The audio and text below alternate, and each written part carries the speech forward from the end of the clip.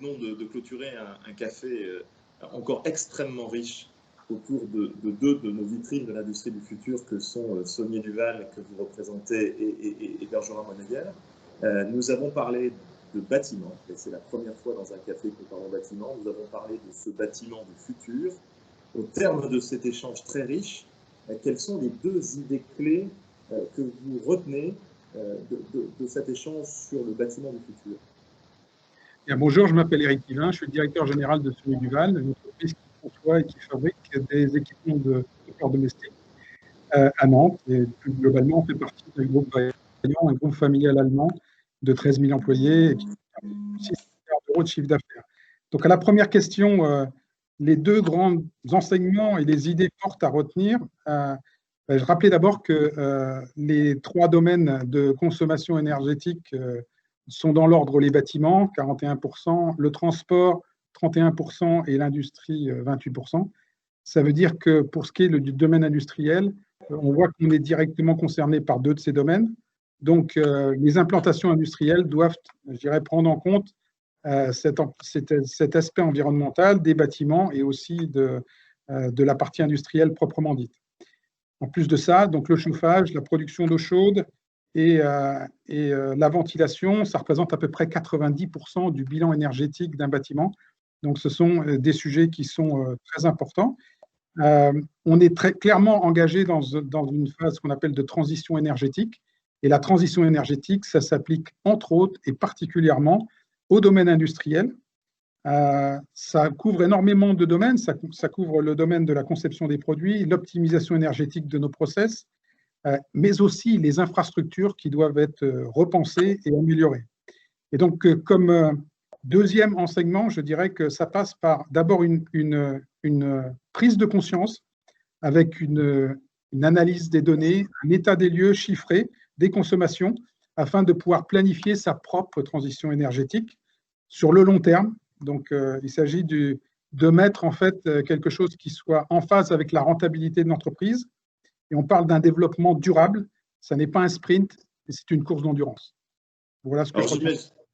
J'imagine que pour rendre ces bâtiments un peu plus vertueux sur le plan environnemental, il y a quand même un certain nombre de contraintes, de difficultés qu'il doit falloir relever. Oui, il y a effectivement des contraintes. La première visibilité, c'est le premier problème, c'est le manque de visibilité. Donc, on a un avenir qui est incertain et le risque, c'est que du fait de cette manque de visibilité, on ait un manque d'ambition. Donc ça, je pense que c'est le premier obstacle à contourner. En fait, il ne faut pas essayer de limiter le risque. Il faut clairement partir du principe qu'une période troublée, c'est une source d'opportunité. Et donc, c'est probablement le bon moment pour se poser ce type de questions. Un petit peu à l'instar des décisions gouvernementales, il faut profiter en fait de ces accidents de l'histoire pour relancer des programmes d'infrastructure. Et je pense que, comme on le voit au niveau de l'État avec des plans de relance, il faut effectivement se poser ce type de questions pour les entreprises et utiliser les ressources qu'on a sur ce type de projet un petit peu atypique de rénovation énergétique. Et puis, la deuxième contrainte aussi, c'est une contrainte de temps. Donc, c'est lié à la planification de ce type de travaux.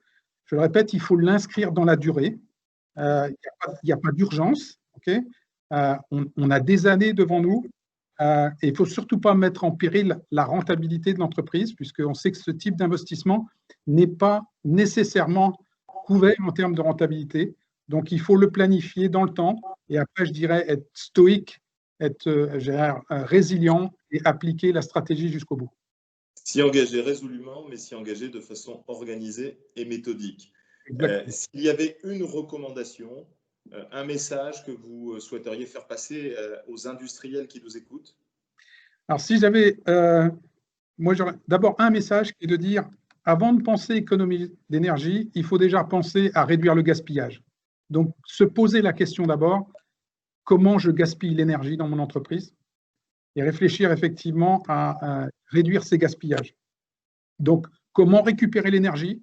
On a de l'énergie qui est, entre guillemets, jetée par la fenêtre sur nos machines, sur nos infrastructures. Et on a peut-être aussi la possibilité de mutualiser nos déchets énergétiques avec d'autres. C'est aussi une solution. plutôt que rejeter dans l'atmosphère l'énergie non utilisée, on peut même en faire bénéficier notre entourage. Et puis le dernier point, je l'ai déjà évoqué, ne pas buter sous l'aspect rentabilité. C'est le meilleur moyen, je dirais, de trouver un alibi pour ne rien faire.